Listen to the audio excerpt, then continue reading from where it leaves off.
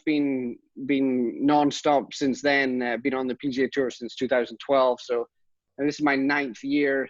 I mean, a lot of traveling. I've been fortunate, obviously, to have done pretty good. So I've been able to travel the world many times over. So to be honest, I haven't had a break like this since I turned pro. So it's been actually, I mean, I've never been in the same place as long as this in 13 years. So, I mean, I've been at my house now for what, 6 weeks, maybe slept in the same bed for 6 weeks. I mean, I never get to do that. I mean, normally, I mean, in our off season, which is what, the end of November, December, we normally go on like a little holiday or something. So, I mean, it's been very relaxing to be at home. And I mean, I've definitely caught up on my sleep and just been able to eat my own food. Have you been able to play golf at all? Have you got anything set up? I've played golf. Let's see, I've played 9 holes 3 times and 18 holes once. So I mean, I didn't touch a club for a month from when the Players Championship ended. It was no golf. I mean, none of us have had this opportunity to take like a mid-season break like this ever. So didn't touch a club. But then I mean, I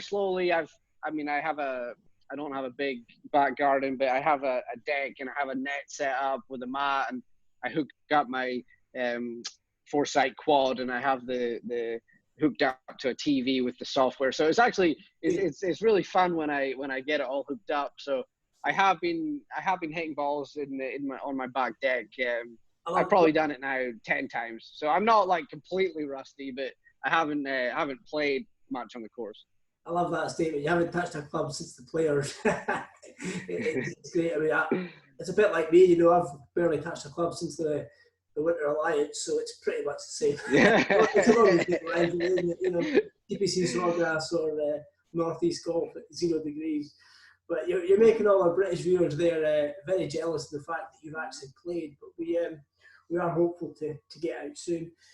So you touched there basically on your journey. I mean, I know all about your story, but some of the people maybe not watching.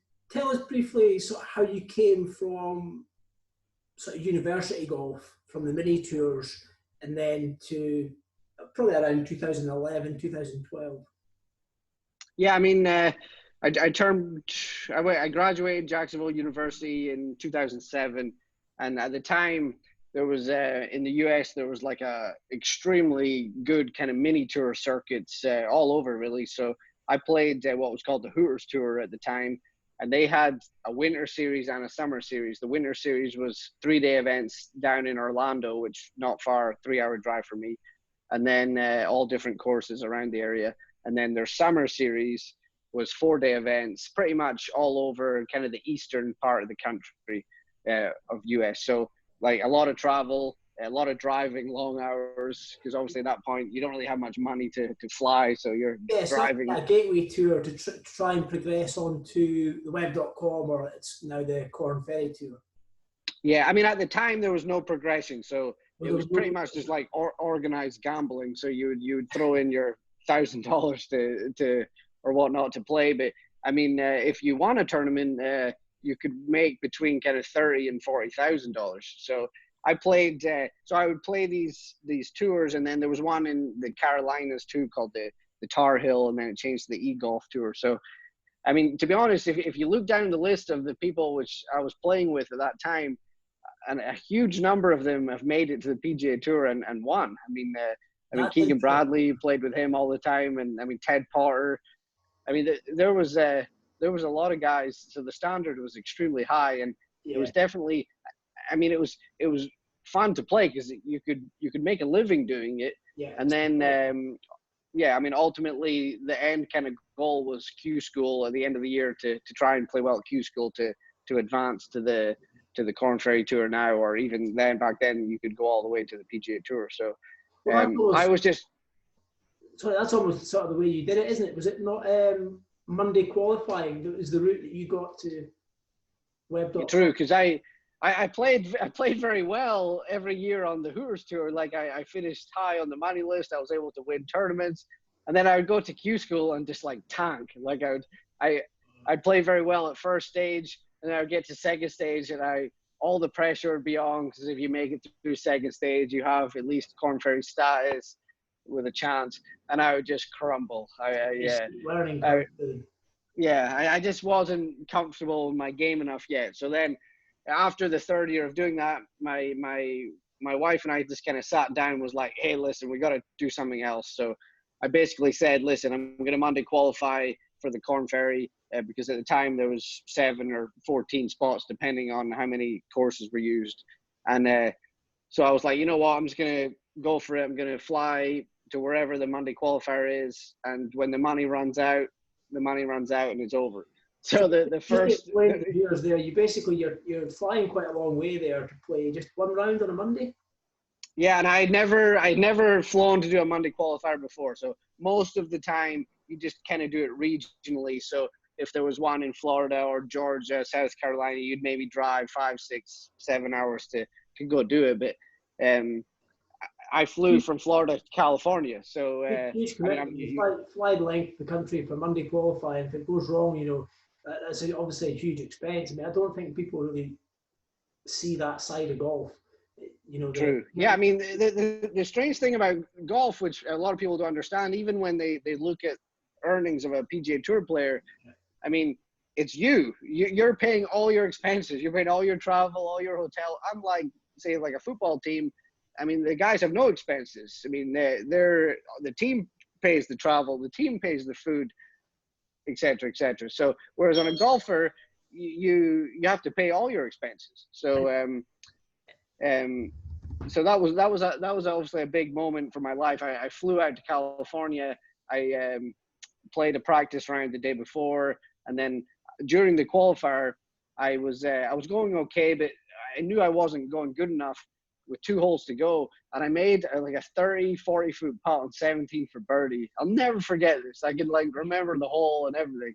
But I mean, ultimately, because it changed my life. So I made this massive birdie putt, and I go to 18, which was a par 5, and I hit a nice drive. It was a very narrow hole, so I hit the fairway. I was pumped.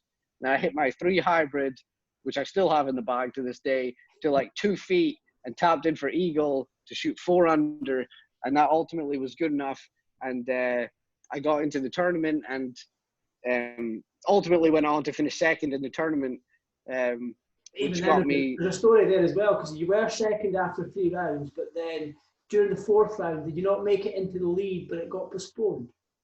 Yeah, that's true. Yeah, I mean, the fog, it was up at a course called Stonebrae. I've been kind of near San Francisco area, and it was actually strange. It was like eerie when I first got to the course. It was on this big hill, and I looked out. You look out over the kind of the bay, I guess you'd call it, and then there's mountains in the background, and it looked exactly like the view from my bedroom window in Inverness. And it was, I just remember thinking at the time, I was like, wow, this is like eerie, how much this reminds me of home. And the temperature was very much similar. It was kind of colder, foggier a little bit. So I instantly just felt like comfort that week. Yeah, and but yeah, ultimately on Sunday the fog rolled in, and we were very lucky to even tee off, because they have so many rules about how many people tee off before they call it and whatnot. So we teed off kind of last minute, and then the fog ultimately rolled in when we were on number 8 green. But I was leading the tournament at the time. But I mean, it's kind of complicated, long story. But tied second for a Monday qualifier got me status on the tour for the remainder of the year. So that was it ended up good. You basically planned for the whole year to try and get a web.com card, but then after a couple of weeks, you got your card, and then you had enough money to play the entire year without having to do Monday qualifying. So you almost achieved your season goal after a couple of weeks. Is that right? Yeah, 100%. And then, I mean, I was lucky enough. It was probably 2 months later, I was able to win a tournament in Cincinnati. And I mean, then all of a sudden I guaranteed a 2012 PGA Tour card, and it just happened so fast for me. I mean, it was like the decision I made to kind of go all in and do the Monday qualifier and kind of like go for broke. It just worked for me. I mean, it just happened so quickly, and I'm very fortunate that I was able to do that. And it's been a great run since. That tournament you won on the web.com, would that be the Chiquita Classic? Chiquita, yeah. So that is some of you might recognise Chiquita. It's actually the banana companies. So I always remember speaking to you at the time, and I mean, you just won the tournament and you had this huge trophy and it was full of bananas. Is that correct? And it was correct. The trophy weighed friggin' 50 pounds. I mean, my biceps were like cramping holding this trophy. And it's kind of ironic that I won the Chiquita Classic, but I don't eat bananas. I've never liked them. I think I've had maybe 2 bites of banana in my whole life, and occasionally I'll put one in like a shake or a smoothie, and you can kind of get away with it that way. But actually, physically eating a banana, I've never done it. There was a sponsorship waiting to happen there as well, I'm sure. I know, exactly. So, like you said, when you make such a quick progression, how did you find stepping on the PGA Tour for the first time at sort of 2012, coming from relative obscurity?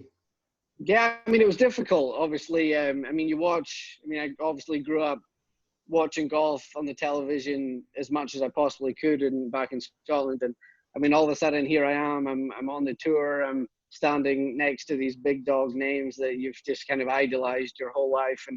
And I wasn't very good at it the first go around. I mean, it was intimidating. I mean, my game was obviously good, but it wasn't PGA Tour level good yet. So there was a big kind of learning curve there for me. And I was kind of unfortunate. The first kind of 5, 6, 7 tournaments, I missed the cut by a shot. I was crushed. I was going to say, I obviously career so closely, and I think, were you at that stage just playing to make the cut?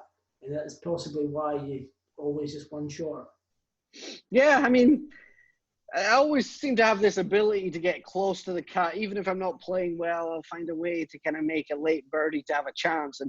And I just wasn't, because, I mean, you want to make your first PGA Tour cut so badly your rookie year. And it just, I wanted it probably too much and it just didn't happen. But I mean, it's difficult. I mean, you kind of take for granted like making cuts on the tour, any tour, European Tour, Challenge Tour, you name it, Corn Ferry. I mean, it's an achievement to make the cut. It means you're doing something better than average.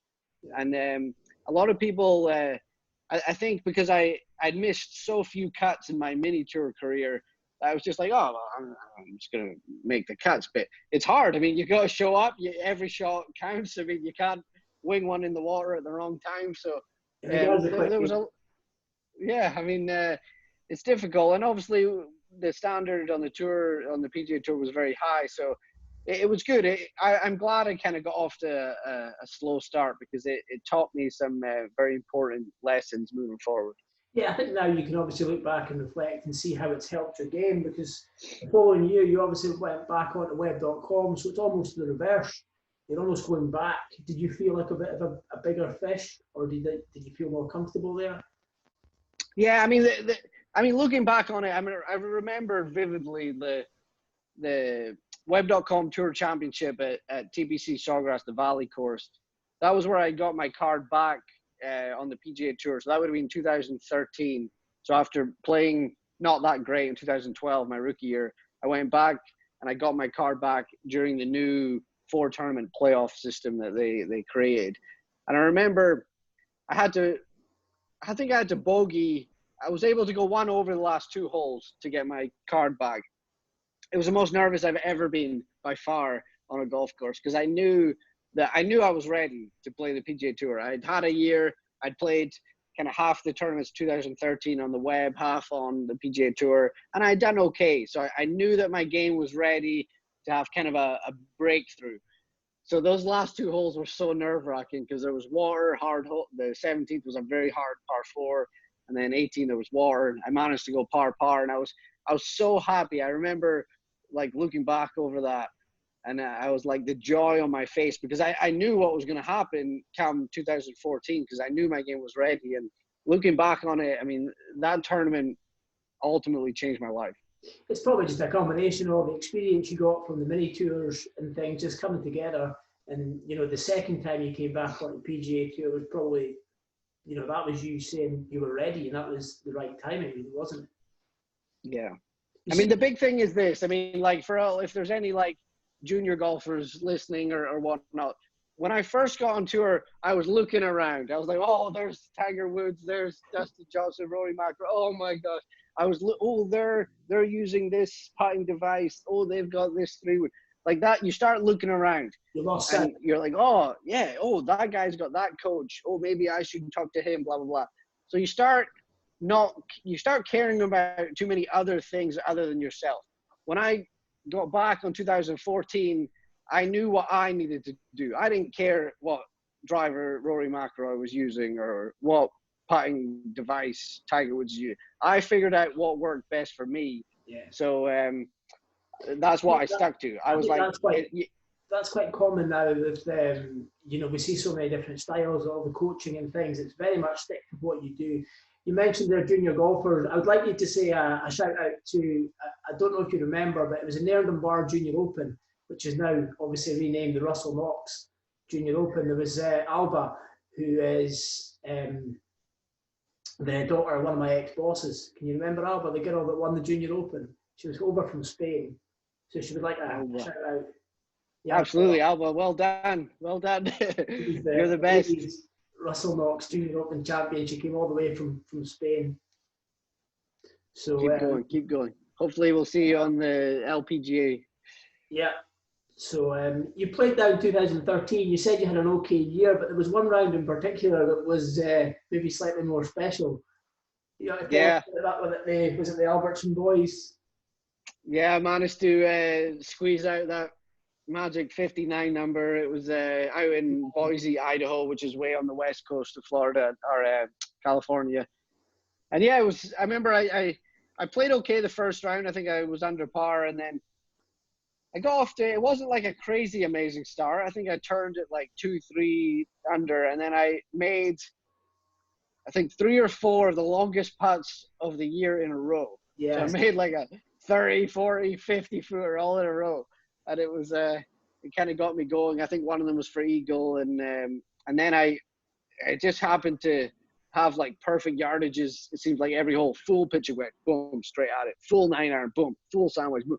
And it was just, I kept knocking it into that kind of range where I was just rolling the putter in. And that was definitely a cool moment in my career, which I'll never forget. Yeah, 59, tremendous. So back on tour, 2014, felt more comfortable, like you've just said. You got to play off in the Honda Classic with some guy called Rory McIlroy.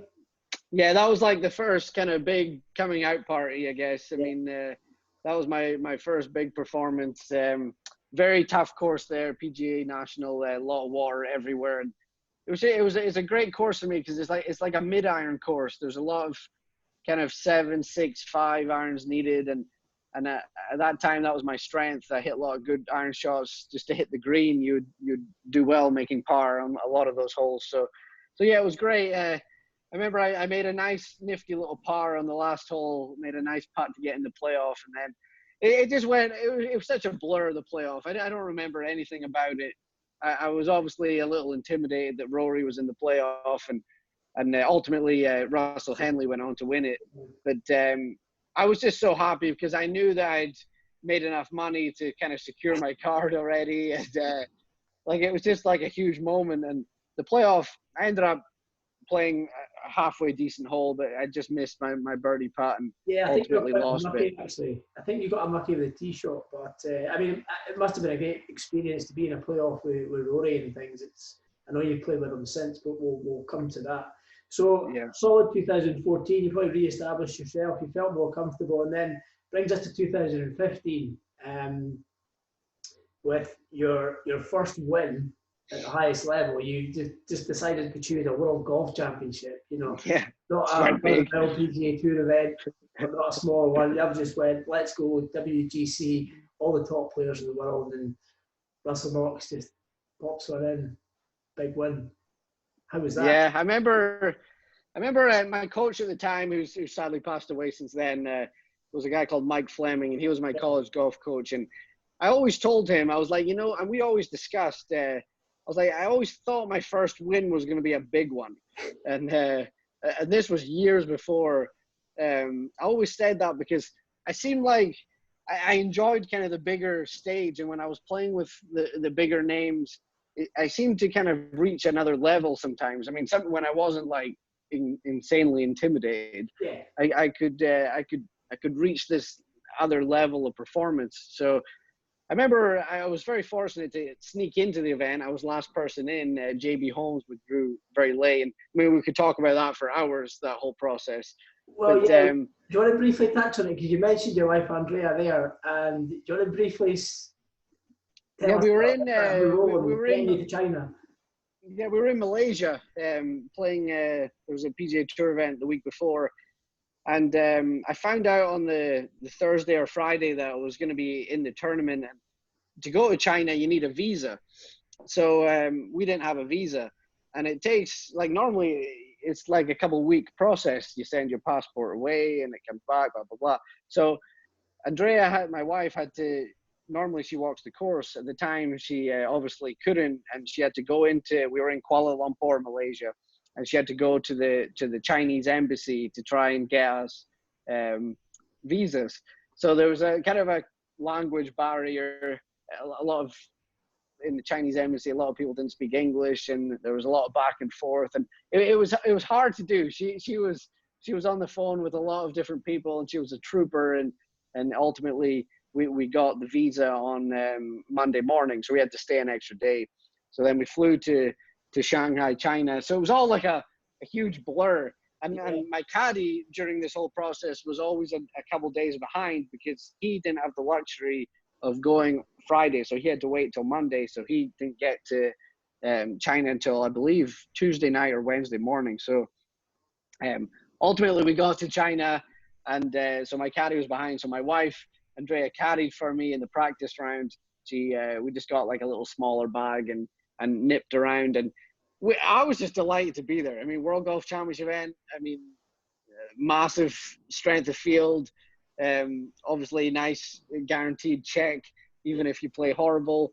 So we just kind of nipped around in the practice round, and honestly, I don't even know if I really spent more than like 30 seconds on the green. Like, I wasn't putting. It wasn't like a normal practice round where you're like, oh, I don't want to go here, or oh, it's good to miss here for this spin. It wasn't like that, because Andrea really didn't want to be out there carrying the bag. So like it was more of a, she gave me the look like hurry up, like get this thing over with as quick as possible. So we just kind of nipped around, and then on the Wednesday it rained all day.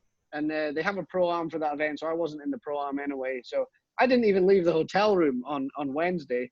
So I'd done almost like zero practice for the first couple of days. I mean, building up to this, I'd played probably 3 or 4 weeks in a row. So my game was reasonably sharp, even though I hadn't had like a huge finish in those weeks. My game was good, obviously. So I would go on Thursday, I remember walking from the locker room. You walk down these steps, and there's this big picture of all the past champions.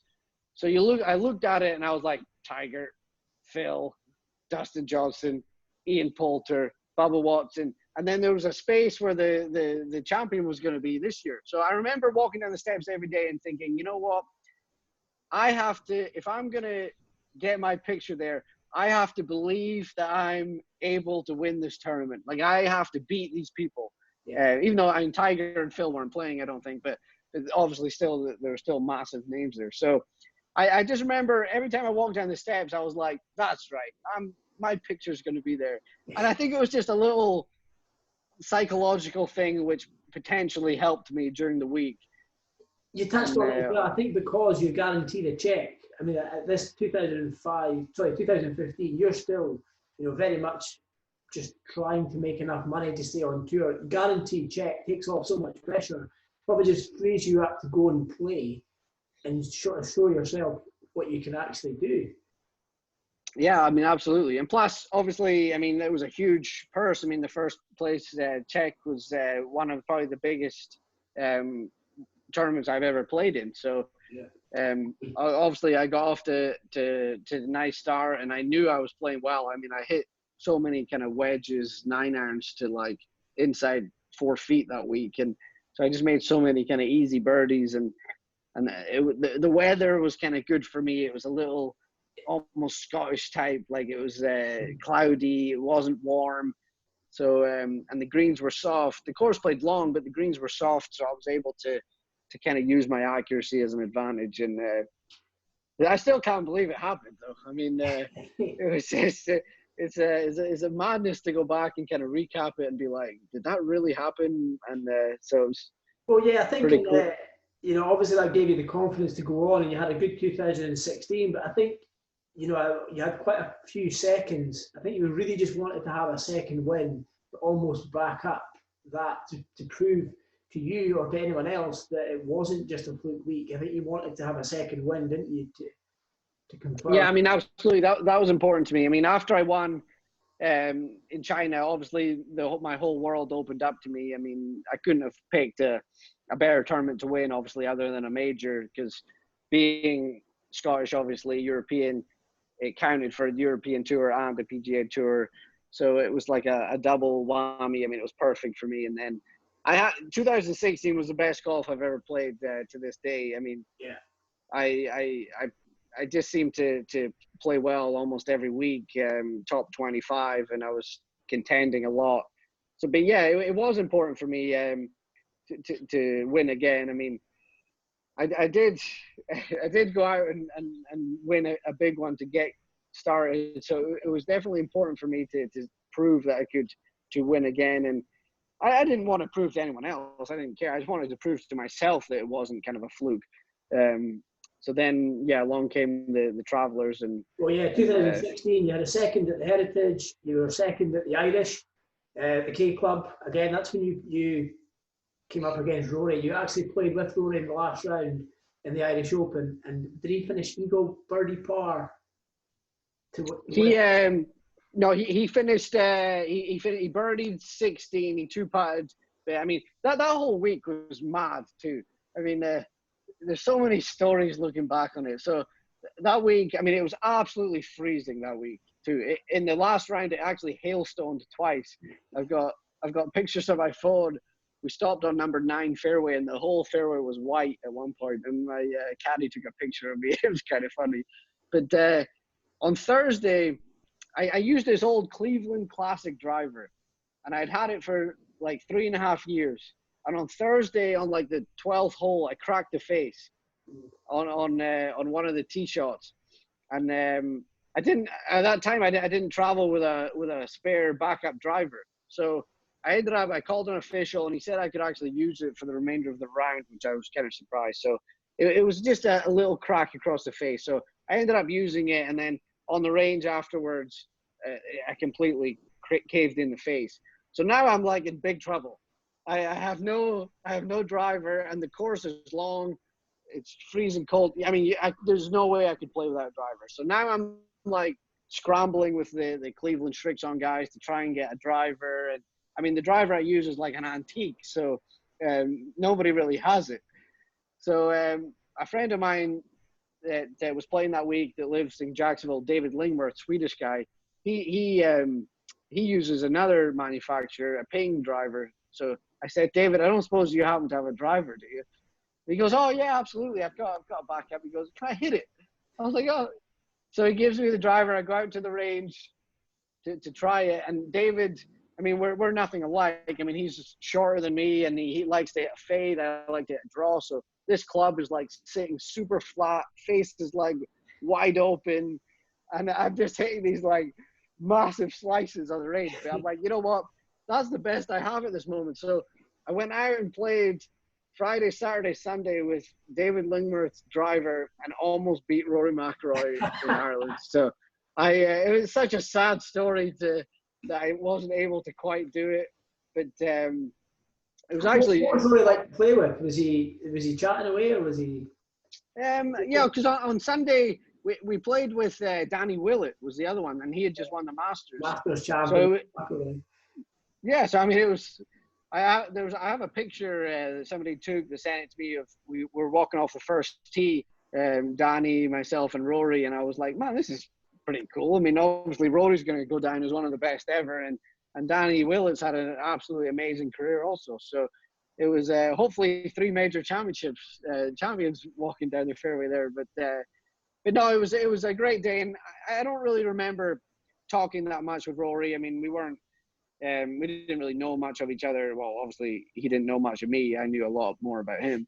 But honestly, the weather was so bad that day. I mean, it was raining, cold, hailstones. That it was a type of day you're just trying to survive with your caddy.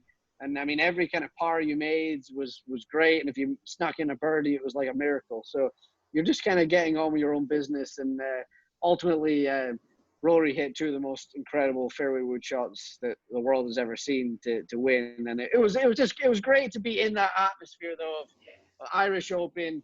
Rory, obviously, being Irish. I mean, there was a lot of people rooting for me, though, which was nice. But obviously, the majority of them were thrilled to see Rory win. Well, you know, you've got a good relationship with the Irish, because obviously in 2018, if we jump forward, you managed to win that one in 2018. Again, it came down to the putting, and you said in the web.com you had 4 massive putts in a row. This time, I remember on the 18th, you're in regular play. You had how long was it? Was it a 30-foot putt or? Yeah, they were, I think, just over 40 feet. Oh, sorry, I did. So yeah, don't jip me those 10 feet there. I don't. Let's just call it 50. Come on. Yeah, it was 80 feet, and. So you hold it to get in the playoff. Yeah, and it was weird too. Like at the time, I was working with a very good friend of mine, Ramon Biscanza. He has this the perfect putter little ramp thing that a lot of tour players use to practice their putting on. So I was working with him, and sometimes he would just say to me, he's like, you know, just don't try and aim. Like just allow yourself to kind of naturally like look at the putt and the slopes, and then just put the putter down, and don't like be too specific about aiming the putter. Like just once it goes down, take a look and just let it go. And for some reason, that's just what came into my head over that putt. And I remember walking around it, and it wasn't like I was like felt like I needed to make it. I was just like, oh, I mean, this should be really cool if I made this. I mean, I wasn't really thinking about winning at the time. And I remember I just go over the putt, and that was the last thing that came into my head was just like, don't aim, don't try and aim, just relax and just like strike it out of the middle. Boom. And I remember it felt so flush off the face. I thought I'd hit it way too hard, to be honest. I look up and in it goes, and I went crazy, and the crowd went wild, and it was a really amazing moment. And then obviously Ryan Fox had a nice opportunity to win the tournament there on the 72nd hole, and just missed it, and then deja vu happened 10 minutes later. So yeah, in the playoff, you put it to the same. You play the same hole. You play 18 again. You put it to the same place, and you've got the same putt. Did you aim this time, or did you just close your eyes? No, I was like, well, don't be an idiot here and try something different. I mean, I think it was, honestly, I think it was probably 2 feet away, so it was almost the identical putt. And 50. honestly, this time I just like blacked out. I mean, the whole. I mean, at this point, I've lost 2 playoffs in my career. I lost obviously the Honda there, which we spoke about, and I lost one in Mayakoba the week after China, actually. And then my playoff record wasn't great, so I wanted to obviously try and see if I could get a win. And then, but I mean, Ryan hit a beautiful drive, and I kind of got a little lucky. My ball kind of ran through the bunker, and I was on the severe downslope, and I hit a really nice shot to get it on the green, and Ryan hit it up there to like 10 feet. So I knew I realistically kind of had to make it. I thought Ryan would make his putt, and I just kind of danced the same dance, as they say, and just kind of walked around it, soaked in the atmosphere. And I mean, it was kind of, I mean, looking back on it, I mean, it's freaky how similar the putts went in. And I mean, sometimes, I mean, you just can't kind of stop what's meant to happen. I mean, I was meant to, maybe this was kind of payback for my chance to win the Irish Open in 2016. It didn't quite happen, and I was just meant to win this one. So it was pretty cool to look back on. Clarify for the amateurs out there watching, we do recommend you practice your aiming a little bit at least. Correct. Russell doesn't aim his putter, but maybe doesn't stress over it too much. Yeah, I think you need quite a lot of natural ability to be able to do kind of what you've done. think we do still. But it's weird. I've always said to people, like, in those moments, like, I was able to make a 12-foot putt to win the Travelers. Also, like, people say, like, oh, you're not nervous in those moments, but in fact, it's like the opposite. Like, when you've got that much adrenaline, like, it's different when you're on the first hole of the tournament. For whatever reason, you can't feel the same, obviously, as you do when you have a putt to win a tournament, because when your heart is just beating faster, like, you've got the crowd, the atmosphere, you're like soaking it all in. And I tell people, it's like all your senses are like heightened. Like, you can smell better, you can hear better, like, you can feel your fingers on the grip better. Like, you don't care about your stroke. All you're caring about is trying to get the ball in the hole. You're not thinking like, at all. You're just letting it sort of go. No, yeah, there's no technical thoughts. Yeah. You know, you're winning the Travelers. You see, there was a lot of you didn't say tension, but adrenaline was obviously running quite high because it was such a funny celebration. I remember watching it at the time. I was watching it live, and I just wanted you to hold it. And then the hat throw. If you haven't seen it, if anyone's watching hasn't seen it, let's just YouTube Russell Knox hat throw or Travelers. Yeah. That was I don't even remember throwing the hat. I think my walking scorer was at the side of the green, and he ended up coming over and handing me my hat. And I remember I had like a millisecond where I was like, "Why do you have my hat?" So, like, it wasn't like a planned thing, and that meant so much to me too, because obviously the Ryder Cup was right on the horizon, and I knew that a big performance was had a chance to potentially make the team. And so when that putt went in, there was a lot of emotions that kind of went off, and definitely one I'll never forget. Did you think you'd done enough for? Yeah, 100%. To be honest, after Darren Clark actually called me that evening, and I mean, obviously he didn't guarantee that I was going to get picked, but he was obviously very impressed that I had won. And yeah, I mean, I did think I did enough. And I mean, ultimately, he wanted me to go play the following week, which was the last. It was the Wyndham tournament on the PGA Tour, and that was the last week to qualify for the points. And he wanted me to go play to see if I could make the points automatically. But I mean, we could get into this for a long time, but ultimately my win in China, I didn't receive any points for because I wasn't a member of the tour. So I looked at it this way, as in, if I was a member of the tour, so all we're talking about is a signature here on a piece of paper. If I was a member of the tour, I would have been like 4th or 5th in points. Yeah. Well, you know, so I would have. You were quite high in the world rankings as well. I know you've been as high as number 18 in the world. I mean, you must be one of the highest world ranking players to not play in the Ryder Cup. Yeah, I mean, Paul Casey was top 10 one year when he got gypped. So I'm probably 2nd, maybe 3rd. So yeah, I mean, I thought I'd done enough, but then ultimately Thomas Piers played with Darren and won. And I mean, he obviously had a great end to the year, and then they picked experience rather than kind of people in form. And so, yeah, I mean, a lot went into it, and it was, I mean, I don't hold anything against anyone. I mean, it's a hard decision to be captain, and Darren obviously picked the people he thought was going to do well. But I looking back on it, I mean, that kind of 12 months of golf that I produced was good enough to play Ryder Cup golf. And so it was a shame not to get picked. And I mean, I would love to, going forward, to make a team. I mean, it's obviously going to be hard going forward now, but I was very close. You're still young yet. You've still got time. There's plenty of time to. That's true. That's true. We were at the Travelers there, so it's quite funny that at the Travelers, the year that you won it, the same tournament, Jim Furyk shot a 58. Like, yeah, it's quite bizarre that, you know, you've obviously shot 59 on the web, and then the tournament you win, Furyk shoots 58. Almost steals your body that week, does he? Yeah, and I mean, Jim actually lives down the road from me, obviously in a slightly bigger house. But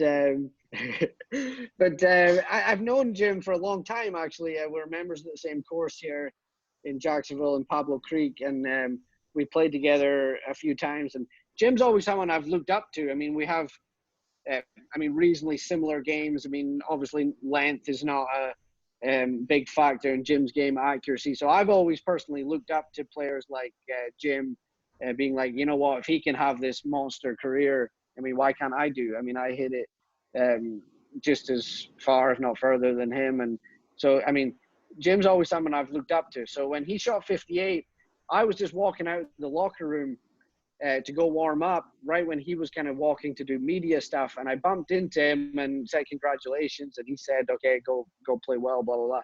So when I was walking to the range, I was like, this is a good omen for me. Yeah. Like a fellow Ponte Vedra Beach guy, Jim Furyk, a friend of mine, has just had this great day. Like, now it's my turn. So yeah, I kind of use.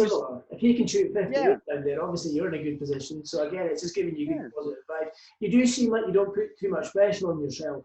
I think you do seem like you're quite relaxed. You just enjoy what you do, and that obviously just helps bring out the best in you. I mean, I think a lot of the amateurs can take a lot from that. You know, it's not worrying about it too much. Maybe just relax and let it happen, isn't it? Yeah, I mean, it's obviously difficult. It's much easier to say it than do it. But I mean, I sometimes get too uptight. But obviously, looking back on some of my best performances, I have been very relaxed. And I mean, the Travelers there, TBC River Highlands course is called. It is a course that, as the day progresses, the course gets significantly harder. The wind picks up a bit, the greens firm up. So I knew going out that 58 was never, like, shooting a low 60s was never in the cards. The course is just is quite undescribable how much harder that course does get in the afternoon. So I knew that anything under par would be great. And I can't remember what I shot, but obviously I played a good round and it was good enough to pick up the trophy. Yeah, so I mean, obviously some very good performances there. I do like to keep it positive, but I do want to mention another one in 2016 because it's an iconic golf course that a lot of us have played. It's Sawgrass. It's where it's not far away from where you live. So you've played 2 rounds in the 60s. You're in contention, I think. Yeah, I mean, it was on Saturday, and I was probably Saturday. Yeah, I was like 5th or 6th. And I don't know if you remember, that was the day the greens got just mega fast. I remember I was playing with Zach Johnson, and we were walking from number 9 green to number 10 is a long walk. And he actually called for an official during that walk to complain about how fast the greens were. This is Zach Johnson, one of the best putters of all time, because he had like a 5-6 foot putt on number 9. The pin was at the back shelf, and he putted it off the green. And it was weird. It was just like a perfect storm. They like double cut, double rolled the greens, and then the temperature dropped, the humidity dropped, and it like zapped all the moisture out of the grass. And the greens just went from being fast to like ridiculous. And I tell people that day that, like, say you had a putt from 8 feet and I had a putt from 7 feet 10 inches right on the same line. I had to move my coin, and you knocked it 5 feet past. I would still knock it 4 feet past. Like, that's how fast the greens were. You couldn't not hit it. Doesn't really add to the story, but I mean, you've no.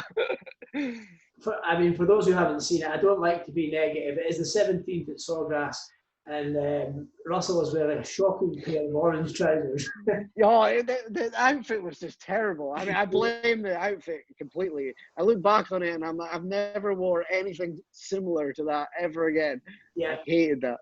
Of all the moments that are going to be on YouTube for the rest of your life, you're wearing orange trousers.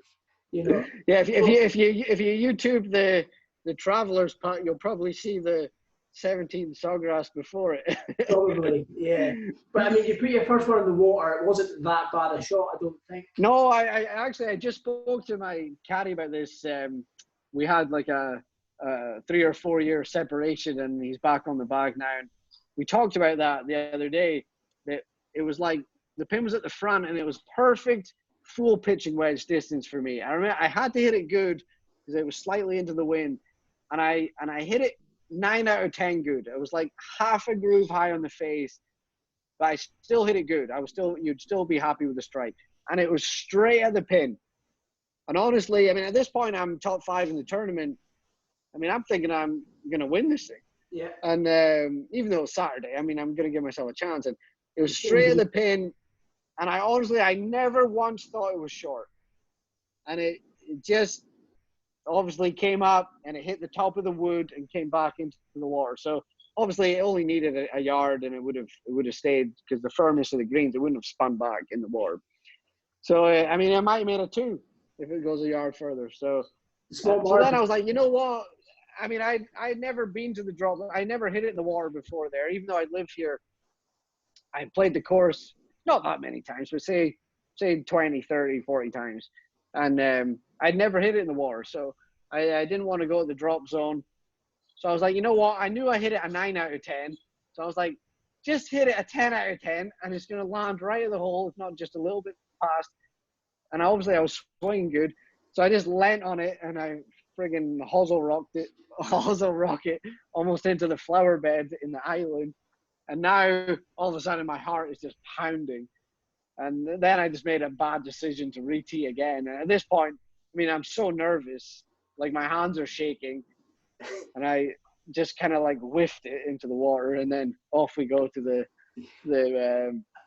drop zone. I give you some huge credit throughout the whole thing. You kept a smile on your face. Obviously, the pain you're going through is astonishing. You know the world's watching. Had you been over par, maybe nobody would have really worried about it too much. Because you're having a good week, it becomes higher profile. So you've made it to the drop zone, you take your drop, you get it on the green, and I think the crowd are giving you sarcastic cheers. And it's tremendous that you can still do that with a smile on your face.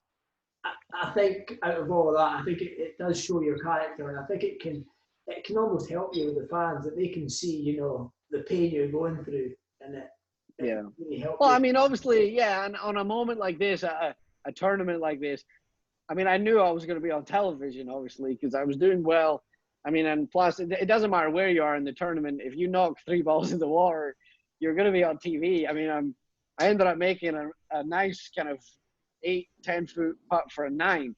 So, I mean, I'm almost racked up a 10 on a 125-yard hole. So, I mean, it obviously. Did you par 18? Well, I 3-putted for bogey. I remember walking to the tee. Zach Johnson put his arm around me, and he didn't say anything. It was a nice gesture, because he knew that how tough it was for me to have just made a 9. Was he in? I think one of your playing partners was in about a foot from the hole with his tee shot. And don't know probably so. Yeah. I mean, that I do not remember. I had too much else to think about. Yeah, you were somewhere else, but there was one of the balls right next to the hole. And I thought, right. You've just described your tee shot. You know, that could have so easily been you. But you recovered. You had a tremendous Sunday. You finished 19th in the end. You had 3 rounds in the 60s. So, you know. I mean, that year, Jason Day won. And, I mean, obviously in golf, you can say if. I mean, if I would have parred that hole, I would have tied Jason Day. Yeah. So, obviously, I mean, I knew that I'd played 71 holes good enough to win the Players' Championship. So, I mean, ultimately, I can tuck that in my back pocket and be like, you know what, I know I'm capable of doing it on that course. So, just got to obviously play one more hole a little bit better. I think the way your career's gone and the stories that we spoke about today, each of your good stories, your wins, has always got a second story behind it. So I think this could be the second story. So, I mean, I'm going to put that in my notes. I think Players' Championship. I like your style. Russell Knox is going to be in my DraftKings team. You know, he might be in my weekly newsletter picks. I know you had a 1 bad hole here, but you've got the ability to win there. Since we're having a wee dig at you, the other one was actually back at the Irish Open. Now, you won in 2016. You showed off your throwing skills by throwing your hat. I know you can't remember. Exactly. So I proved I can throw. By 2018, again, this is on YouTube for those of you who haven't seen it. He went on to win the tournament, but on one of the days prior to winning it, you couldn't even throw your apple. Is that right? Yeah, there's a good story behind this, but I just ultimately have to accept that I'm just going to get ripped for life on this story. But it was one of the first 2 days. I was playing with Robert Carlson, and I can't remember who the other person was. But I was enjoying a nice crisp apple on the front nine. I think it was number 3 or 4 even. And so I'm munching away. I'm on the green. I finished it. So I'm just gonna like lob it into the dunes on the right. And just as I'm about to release the apple, I mean, I know I can come up with excuses here, and no one can believe me. Right as I'm going to release it, a lady pops her head up over one of the little mounds. So I'm like, well, I can't throw it. This is exactly where I'm going to throw it. So I like kind of held onto it to try and throw it a little left, and it was quite a juicy apple, so it was like on my hand a bit. And then poof, it just like shot out sideways, almost nailed Robert Carlson's caddy. And I remember all of a sudden I was like, oh shoot. I was like, was there a camera? And I looked up, there was a camera behind the green and there was a camera on the left. And I was like, oh no. I was like, I knew instantly I was doomed. But the best part of the story, which no one ever talks about, obviously I went on to win, which is a great story. But I hold like a 25-foot birdie putt on the green after I threw it. And that was never shown. So I was like, so I feel like that was a good part of the story. But yeah, it was a weak throwing moment. And I just have to. You can't throw your apple, but you're good at 25-foot putts. Exactly. You don't get paid for throwing apples, so stick to being good at putting. That's okay. Exactly. I mean, you've had some tremendous moments. The wins that we've discussed, obviously going forward, we're looking for possibly Ryder Cups. But you've played 2 World Cups representing Scotland. Is that right? Yeah. And yeah, those have been great down in Australia. I mean, obviously got to play with our good buddy Duncan Stewart. Yeah, I think the first go around. I'm not sure if he's actually on. I put a Druids. He works for Druids now, so I put a Druids t-shirt on. I don't even think he's watching. Nice product placement. But no, that was great. I mean, a little background. I mean, Duncan and I, along with yourself, grew up together playing junior golf in the north of Scotland. And Duncan obviously progressed on to get a European Tour card. And he was having a great year that year. So being the low-ranked Scot at the time, I was able to pick anyone in the top 500 in the world. And I just went for Dunk. I was like, you know what? I mean, there was nobody that I was in the top 20 of the world at the time, and there was nobody super close to me. So I was like, you know what? I'm just gonna pick my best friend Dunk, and I think he was maybe 300 and something in the world at the time, but he was playing well, and it was great. And I always look back on it, and it was one of the best decisions I've ever made. And I say that because if roles could have easily been reversed, Duncan could have quite easily been in my position winning tournaments. I mean, he was a savage. He still is. I mean, the guy could play golf at a very, very high level. So I always think if our careers had been reversed, he would have picked me. And that's the type of person Duncan is, and we all know he's just a legend of a human. University, so I mean, you had played a lot of university golf together. You knew each other's games. You knew each other off the golf course. So I think what a lot of people maybe don't see is you need to gel as a team together. You know, you need to play together, socialise together. So I think it is a huge part of being able to perform at your best. So I mean, I thought it was great. You know, that you both playing. And it's not like there was an obvious other contender to play.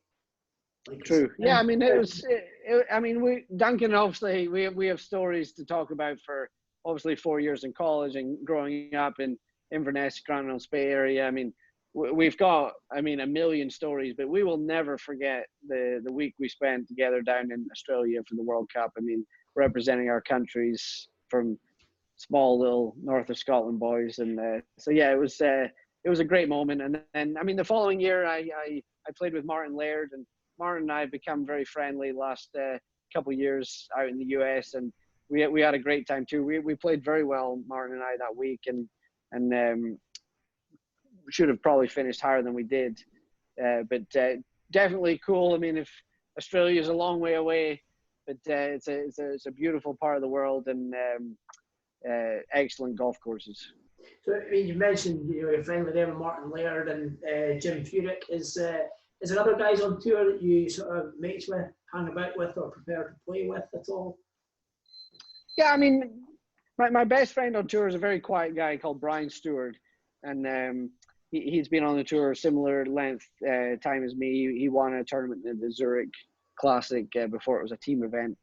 And he's a very quiet man.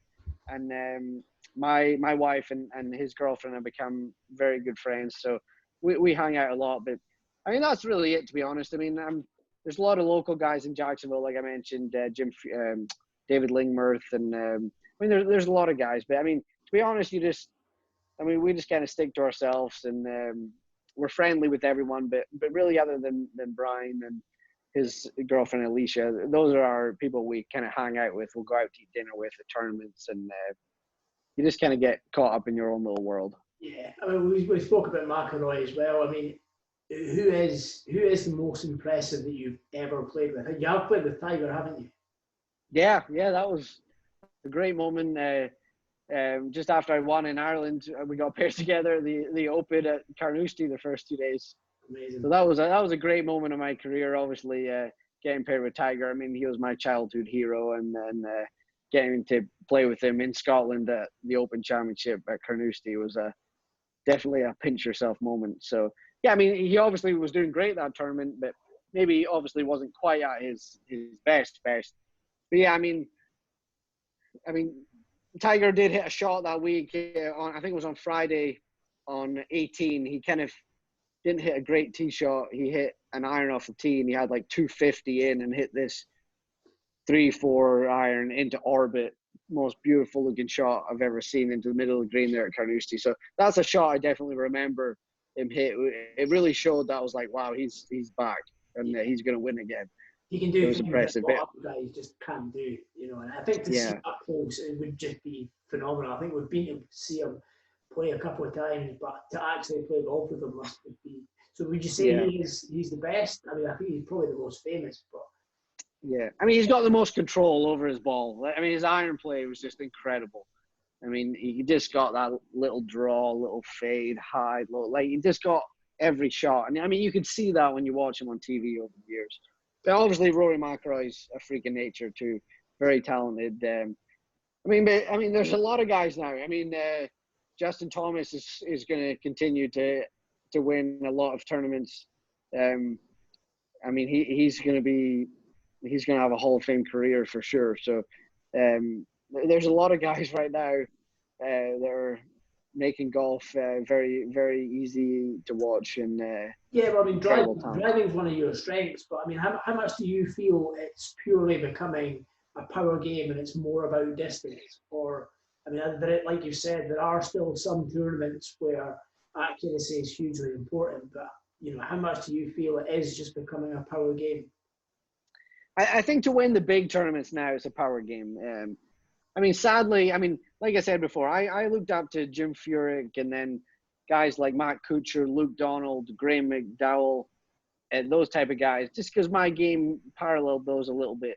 But between those four guys, Graham McDowell has won a major, and Jim Furyk's won one major.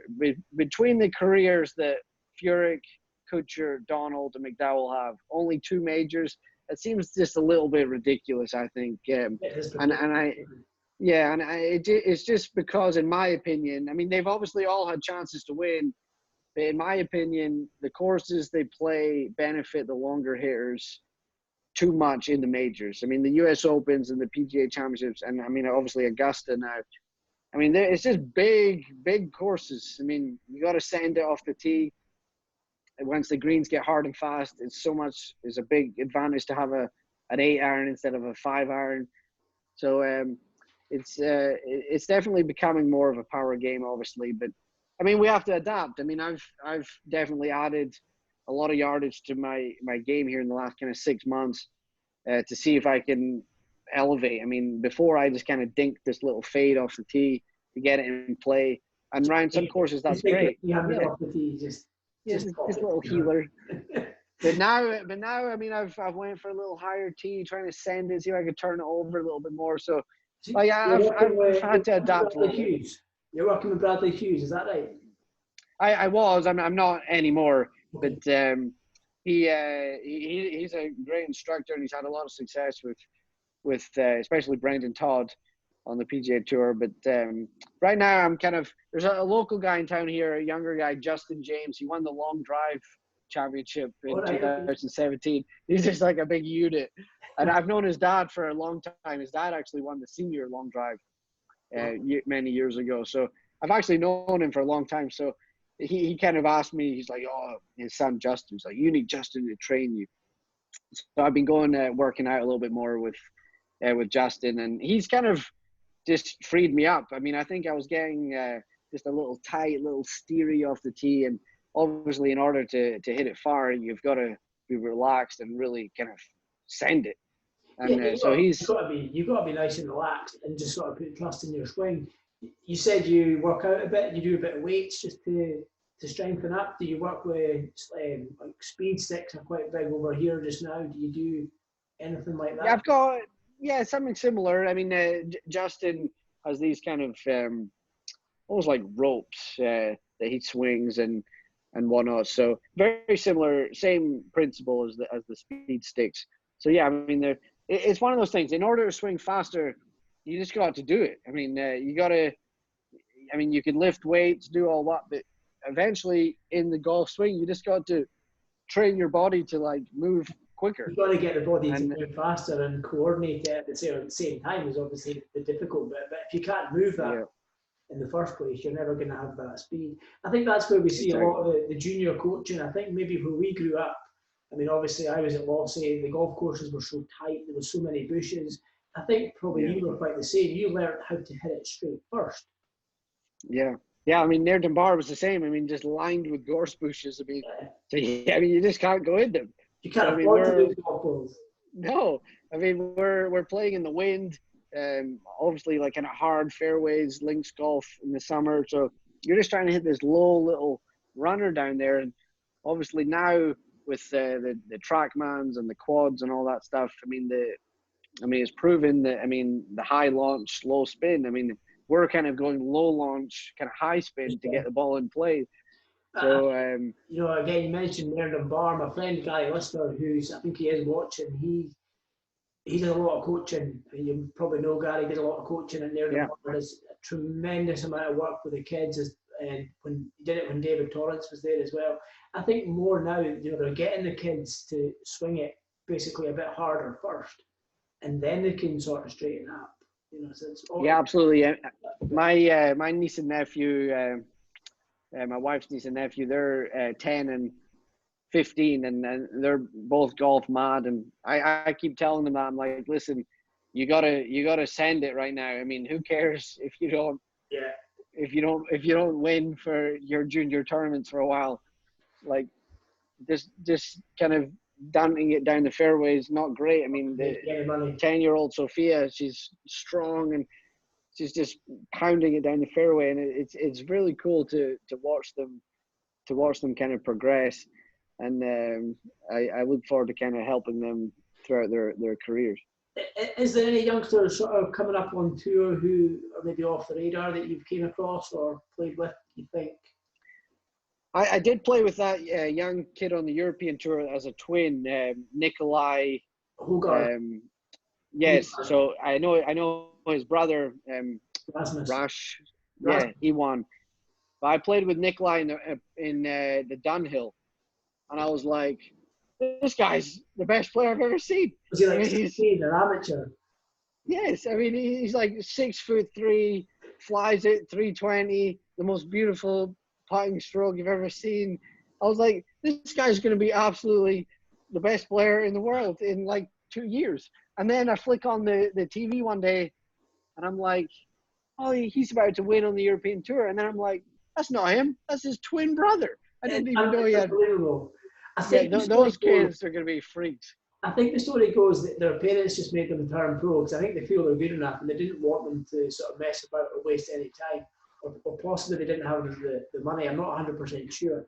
But they've both done tremendous. I mean, I think they're just 18 now. Yeah, I mean, incredible how young some of the talents got.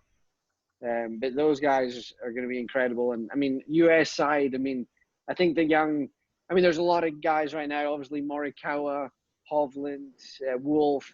I think the Chilean kid, Neiman, Joaquin Neiman. Yeah, I think I think he's going to be just unbelievable. He's got all the shots. I played with him. He's got a little low bullet driver, and he's got the high bomb, and just got a lot of variety in his game. There's a lot of kids that they're obviously ready to rumble now. Good. Listen, we've taken up quite a bit of your time. I'm going to just finish with a couple of questions that we've had from some of our members. One of them is, obviously, aside from Dornoch and Castle Stuart, what is your favourite golf course in that sort of Highlands neck of the woods? Yeah, obviously, at the time growing up in the Highlands, I mean, you're just you take it for granted a little bit. Now that I've moved away and been able to kind of travel around, I mean, we really did grow up in an amazing area. I mean, near the bar. Yeah. I mean, near the bar was obviously my home course, and then later on Inverness Golf Club as well. So, I mean, obviously, I'd love to mention those clubs because they were very good for my progress as a golfer. But I mean, obviously, your home track, Lossy there, Murray Golf Club, that was a gem to play. Very good course.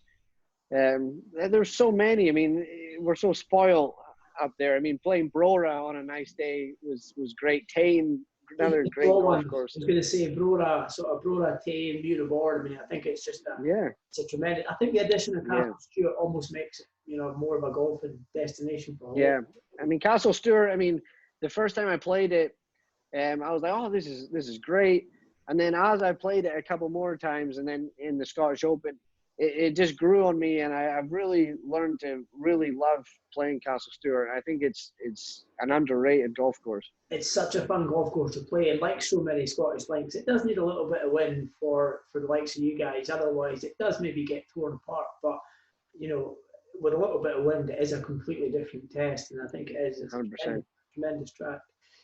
One question: if you could replay one shot again, which would it be? So if you could go back in time and replay one shot, is there one shot that sticks in your mind that you would like to go back and have another go at? Your tee shot at 17 Sawgrass, maybe.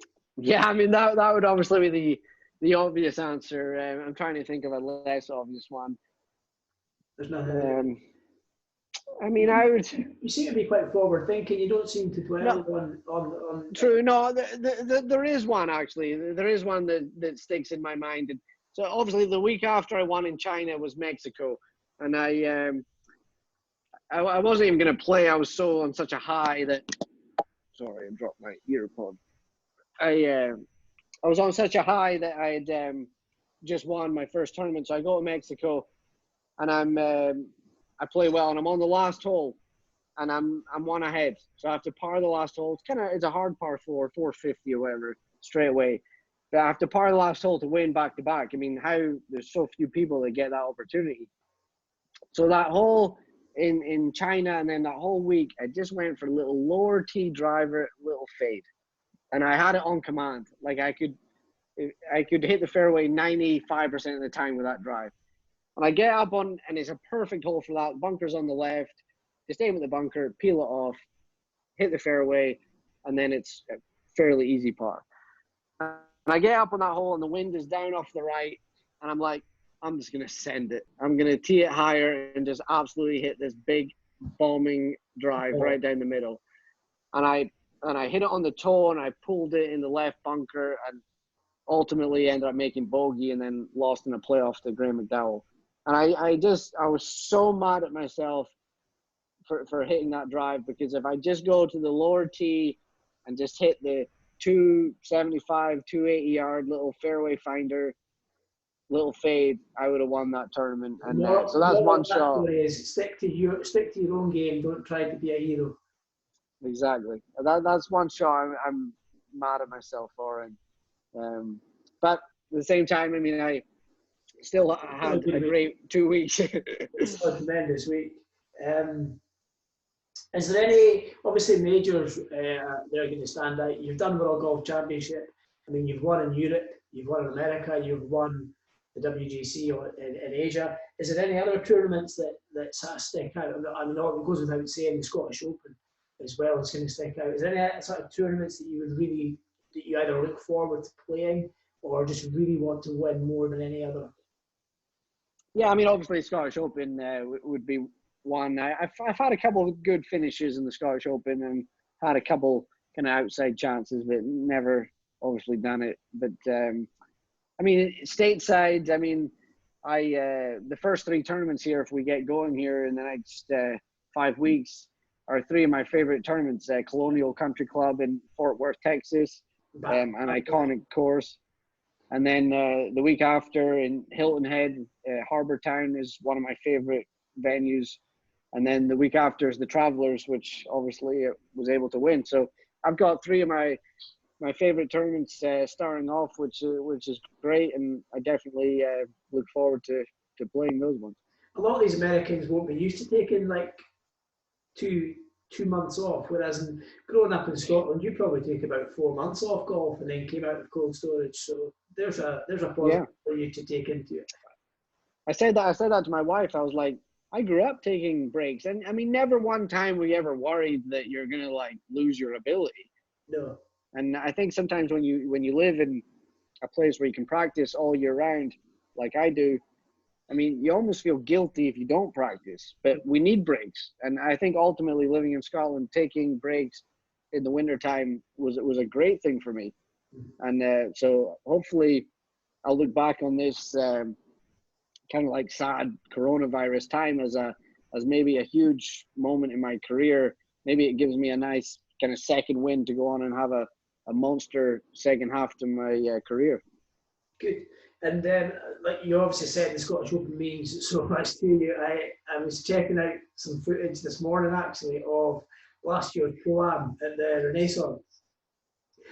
And I mean, I think you were paired with Iona, who works for Golfing World, and Ailey Barber, and you've made this probably the second shocking wardrobe decision of your life to wear these horrific. Oh, those shorts. That week. I mean, I love your patriotism there. I think it's great to show, but these were horrific tartan shorts. Those were.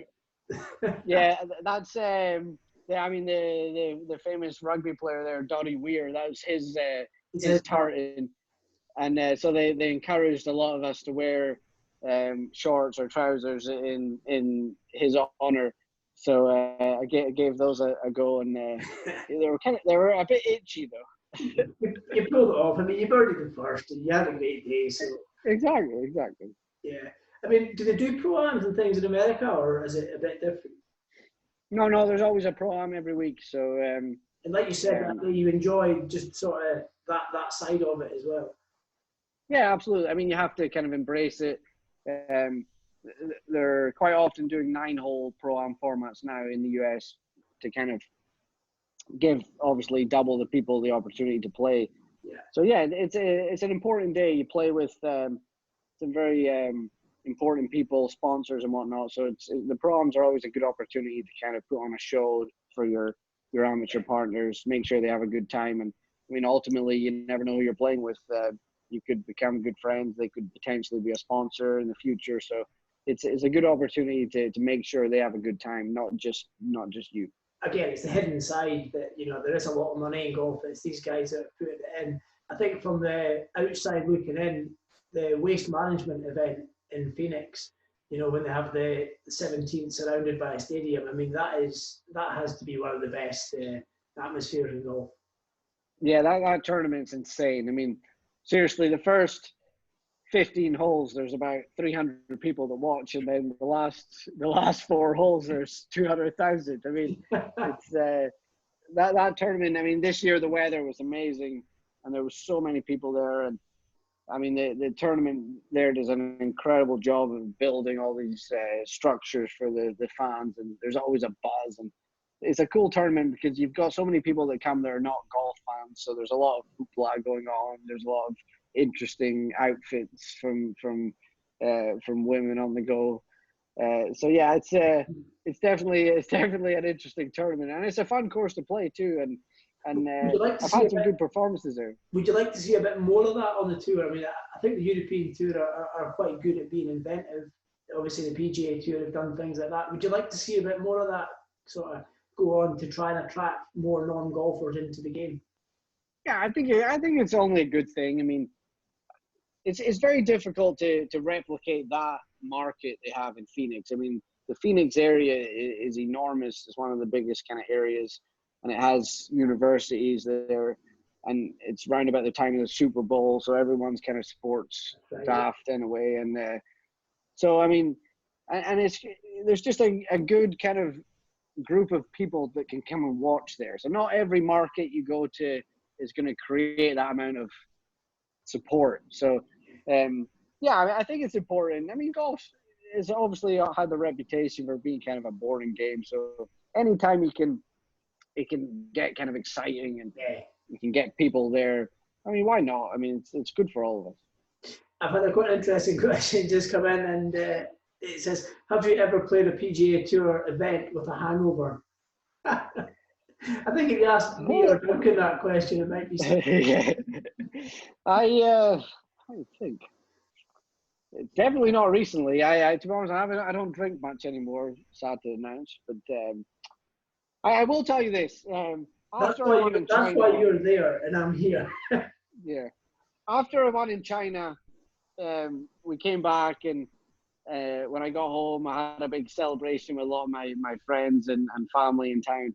And I will tell you, I way overdid it to the point of a level of drunkenness that I'm not proud of. And it affected me for about a year, to be honest. I got like alcohol poisoning. I mean, it was worth every second of it, don't get me wrong. But it definitely affected me. And I had this kind of fear of getting drunk again after that because it was really bad. And so it kind of affected me, but I'm well past that now. So the next big celebration, I'm on again. But that was definitely a moment. But I don't remember a moment being drunk, hungover playing. No, I tried to take it serious. That story you just told reminds me of, we were in Portugal last year, and my old boss Murdo, who's a Scottish guy, worked out in Canary Islands with him. It's Alba's dad. I think he's with it as well. We had a holiday in Portugal, and he says to this day his eyesight has never recovered. I think he's still suffering from Portugal about a year and a half later. So yeah, maybe. I just remember about, it was probably 3 months or so later from that evening. We were getting dressed to go out for a night out again, and I said to my wife, I was like, "Where are those boots that I wore that night?" And she looked at me and she's like, "Are you serious?" And she goes, "I had you fully clothed in the shower, hosing you down, and they were suede." And she goes, "I just threw them straight in the bin." Brilliant. Right, listen, final one. There was one question that came in. It was like, growing up, obviously you and Duncan went on. Growing up, did you think Ross would play a European Tour? And if not, what let me down? I think we've maybe just covered that. Yeah, might have. You and Dunk were some. I remember actually a lot of those like district matches and whatnot. It was good crack. I remember it was always. I mean, Dunk was a genius at playing hungover. I mean, he was maybe the world's best.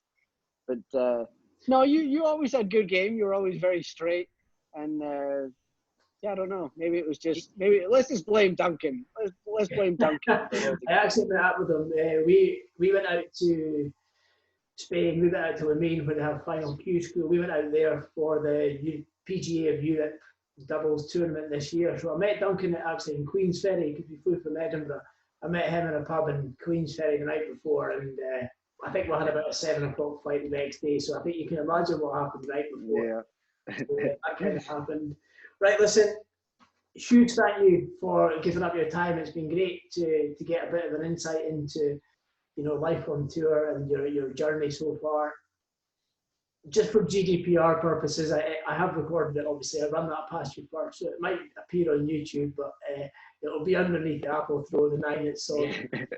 Let's see if we can get more views. Let's try and get more views to try and get these negative ones down, and then maybe I'll work progress in the future, and that can trump it up there. Exactly. Right, brilliant. There's no more questions coming in there. Thanks again for your time. It's been great to speak to you. I hope all the viewers have watched it. We've had quite a lot there, so it will be available to view back if you go to the page. I'll probably pop it on YouTube.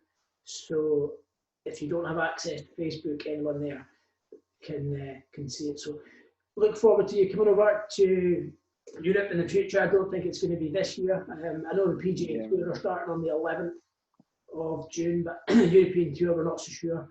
There's not any date or that yet. But golf itself in this country, I don't think we're too far away. Fingers are crossed. We're working hard to get reopened so that we can get a game. And typically for the last month, the weather has been absolutely fantastic. Yeah, I've heard that, yeah. Looking good. So I don't think we're far away. Perfect. Well, I appreciate it, Roscoe, and hope everyone in Scotland over there is good. And hopefully things are getting better here shortly, and be out whacking it around the links. Yeah. Thanks for a final mention from our Gents captain, Graham Davidson. He likes a bet, and I think you've won him some money in the past. So he says a personal thank you. Absolutely. Hopefully plenty more coming. Yeah, sorry guys, we'll put you on for that. Right, listen, thank you very much again. Okay. Great to speak to you, great to catch up. Enjoy the rest of your day.